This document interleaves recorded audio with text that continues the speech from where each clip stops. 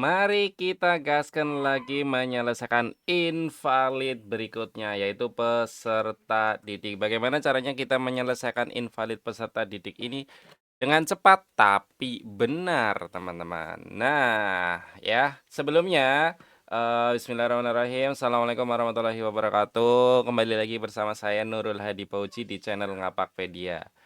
Sebenarnya saya sudah upload video tentang rilis Dapodik 2026B, cara mengisi daya listrik dan internet, solusi invalid Sarpras dengan cepat tapi benar juga ya di Dapodik 2026B.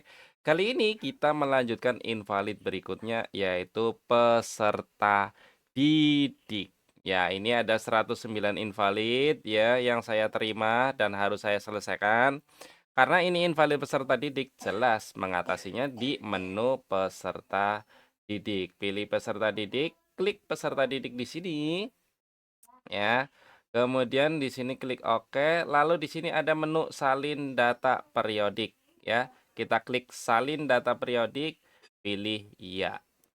Ya, saya akan sedikit menjelaskan tentang invalid peserta didik. Nah, kita itu tadi baru saja salin data periodik. Artinya menyalin data di semester lalu. Nah, data apa saja? Yaitu data ini, teman-teman. Kita klik OK. Kita kembali dulu ke validasi lokal untuk pengecekan ya. Kita kembali ke validasi lokal, kita refresh.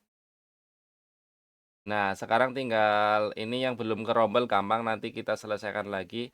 Nah, yang ini, yang invalid lainnya itu yang kita salin di sini adalah data-data berupa ini, teman-teman, yaitu kondisi ini. Misalnya kita klik nama, nah ini tinggi badan, berat badan, lingkar kepala. Nah, kalau memang itu untuk mengejar invalid dulu ya, itu silakan dilakukan. Tapi setelah itu, misalnya kalian mau ngejar buat sinkron pembelajaran nih, karena mau sinkron gitu pembelajarannya, bisa pakai cara ini. Tapi alangkah baiknya ya teman-teman selanjutnya itu setelah gunakan itu ya, jadi selanjutnya perbaiki sesuai kondisi real. Nah, misalnya nih si anak itu sebenarnya berat badannya udah turun atau naik jadi 42 karena udah dapat MBG, jadi berat badan naik. Tinggi badan juga misalnya berubah jadi 165 gitu. Nah, ini ya.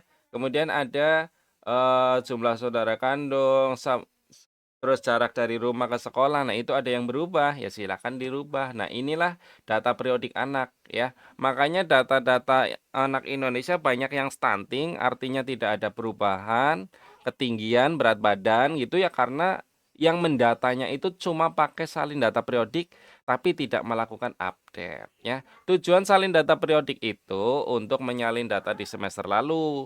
Kalau memang anaknya kondisinya masih sama, ya udah berarti dibiarkan aja. Tapi kalau kondisi anaknya ada perubahan ya, misalnya ada tinggi badan, berat badan gitu, biar biar MBG-nya itu bermanfaat, teman-teman, ya. Jadi kalau udah ada MBG, logikanya data anaknya berubah, misalnya tinggi badannya jadi, bertambah. Misal ini hanya untuk contoh ya, berat badan jelas naik, misalnya gitu-gitu. Jadi harus ada update data. Nah, ini tuh kelihatan nanti di pusat ya, mana sekolah-sekolah yang cuma pakai salin data periodik, dan mana sekolah-sekolah yang memang benar-benar mengisi data siswanya itu sesuai real, diupdate, benar-benar dicek satu-satu gitu, teman-teman. Jadi tujuannya salin data periodik adalah saya sarankan hanya untuk mengejar sinkron pembelajaran, karena kan kita harus segera sinkron pembelajaran gitu ya, untuk validasi guru.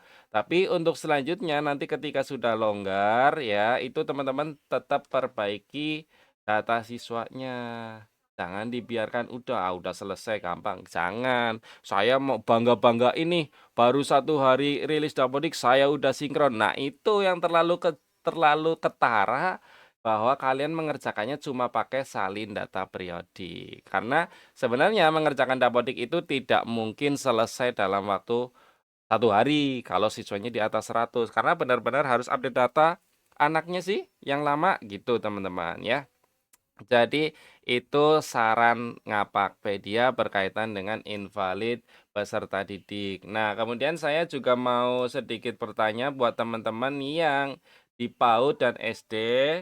yang berkaitan dengan ini nih, eee, penutupan penambahan peserta didik baru di aplikasi Dapodik untuk PAUD dan SD.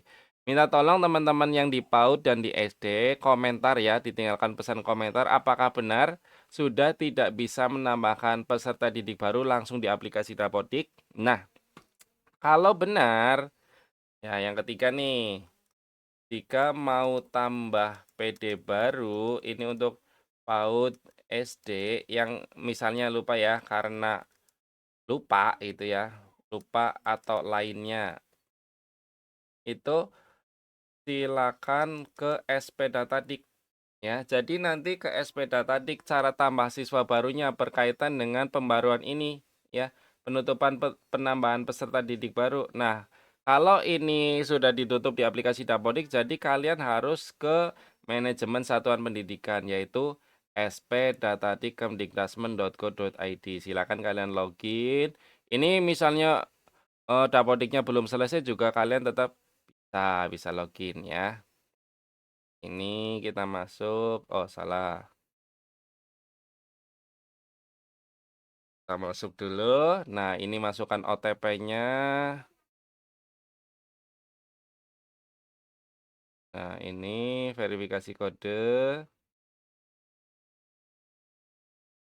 Bentar, no respon nih. Kita refresh dulu. Kita masukkan OTP-nya ulang ya.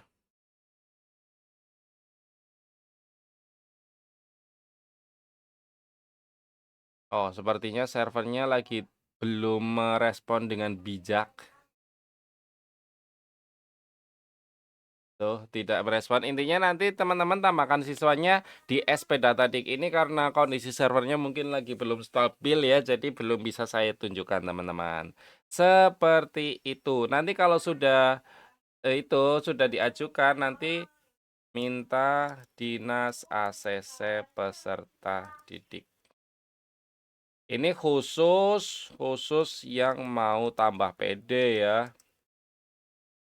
Di semester 2 ini ya. Jadi kalau yang nggak ada tambah PD mah nggak usah mikirin nomor 3 nomor 4 ya teman-teman ya. Ini khusus untuk sekolah-sekolah yang data siswanya masih belum masuk atau ketinggalan atau intinya ada kekurangan data siswa barunya gitu teman-teman ya. Jadi seperti itu untuk mengatasi invalid peserta didik baru, menyelesaikan invalid peserta didik di Dapodik yang terbaru versi 2026B. Terima kasih, semoga video ini bermanfaat. Jika ada yang mau ditanyakan, silakan tinggalkan pesan di kolom komentar. Kurang lebihnya mohon maaf, saya akhiri. Salam satu Nusa, salam satu bangsa, salam satu bahasa, salam satu data. Salam terakhir, salam Ngapakpedia. Wassalamualaikum warahmatullahi wabarakatuh. Terima kasih.